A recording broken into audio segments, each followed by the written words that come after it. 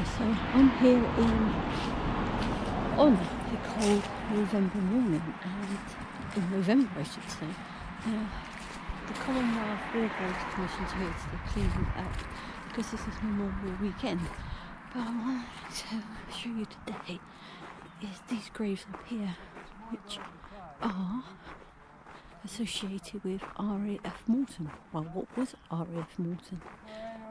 And all these soldier pilots, these are soldiers, come from all over the world.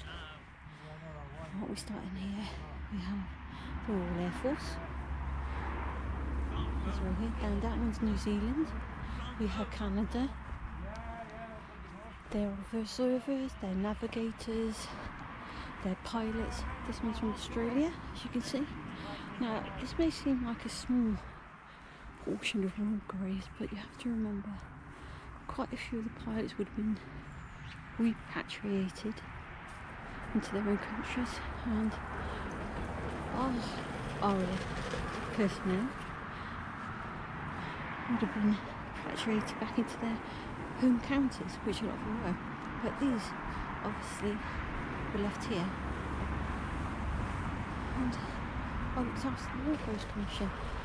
Now, why this is important is because it's obviously remember we've got to remember, and just up the road is the former RAF base, Moreton in the Marsh. Now, Moreton in the Marsh was created in the Second World War, got it right in a minute, to train Wellington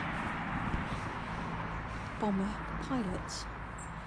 So they came from all walks of life, these men, to train off as pilots, as observers, navigators, gunners, all sorts of jobs were required on the planes.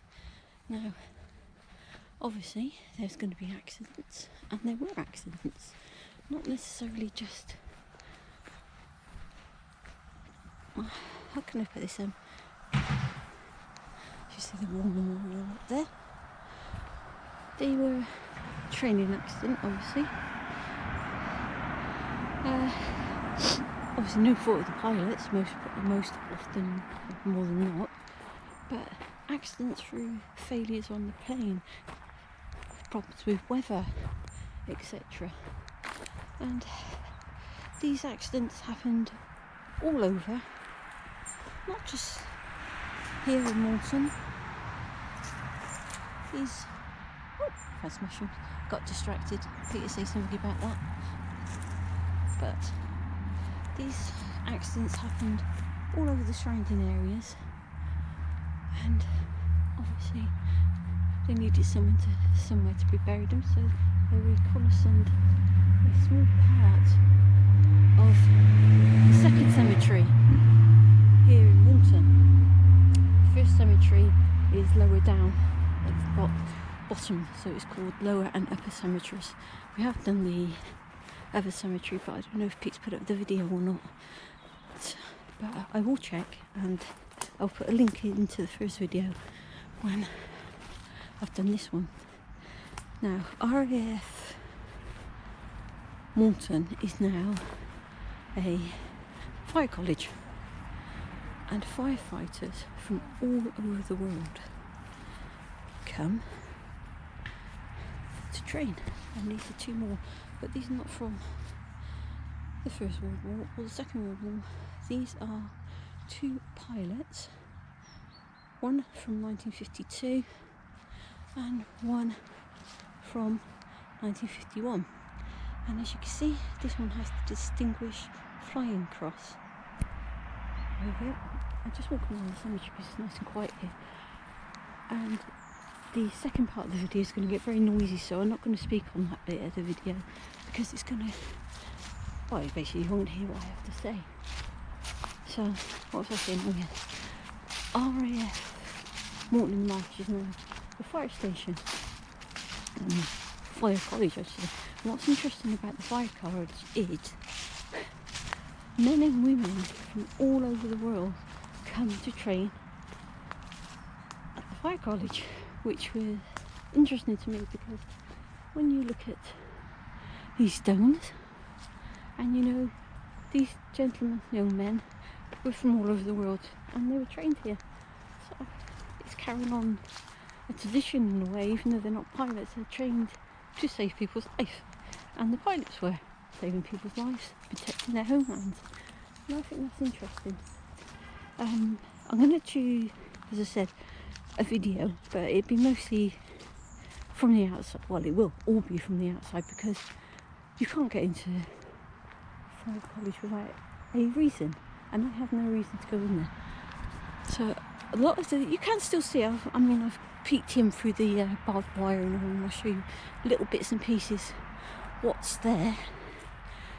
There is still runways there. There are still buildings that were there because it was open until the 1950s, the base, and obviously a lot of it still just got left.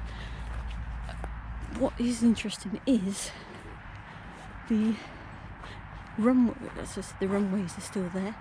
Now this gentleman here is from World War One. He's obviously died of illness or from his wounds sustained. And at the bottom, as you can see, they buried his wife with him. And you can see he was in the Labour Corps. There we go. So that's quite sad and tragic.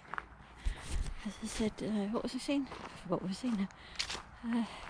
Oh, a lot of the buildings are left because it was right up until the 1950s. Moreton, Marsh, RAF base was there. I know I'm babbling, but anybody watching know my videos know I babble. So what we got in there? Oh, we got the buildings, runways are still there, and it's been known to film films there and TV series because they've still got the runways, and the runways can be used for scenes of motorways. And we did actually get some photos of it when it's being used as a film in placement for one of the, I think it was one of the Sky series, but I can't remember what it was now. So we've basically done nearly a full circle apart from over there, which is mostly the new part. But out of respect, we stay on this part up here because obviously there's still people being buried here, and obviously we have our own centre cross. The one in town records the names of all soldiers from the First World War to the Second World War. Now one of the names on there is actually a female OS officer. She was reconded from the women's section of the RAF. Sadly she was trained, sent out, and I do believe she was betrayed, and the Germans arrested her. And as they said, the rest is history. She was executed. So that was quite a sad story. Also in Moreton, Marsh, sorry, I'm picking up the traffic now, is a small Wellington bomber museum, obviously connected to the RAF base here. And I do believe that's only open on the Saturdays and Sundays. I do believe it does coincide with any volunteers. I do believe that some working at the time, so you have to check if you ever want to go to Wellington, the Wellington Museum. As I said, I try not to, I'm just going to go straight up because I want to try to be respectful of the more newer graves that are here. And I know it's stupid, but that's me. And I said you can see some of them being propped up, but that's being propped up for the simple reason that they fall over a lot, and if they're deemed dangerous, they obviously got to be either reset or they get laid down, which you'll see in the video. Okay, so I'm just gonna go back down because I finished talking for now. I don't think there's anything else I've forgotten, but as I said, the second part of this video will be silent because of the noise of the main road, which I have to walk up to get to show you the actual entrance to the base. I think that's it for now. So hopefully this has come out alright, because I did have some trouble the other day, and I'll see you next time.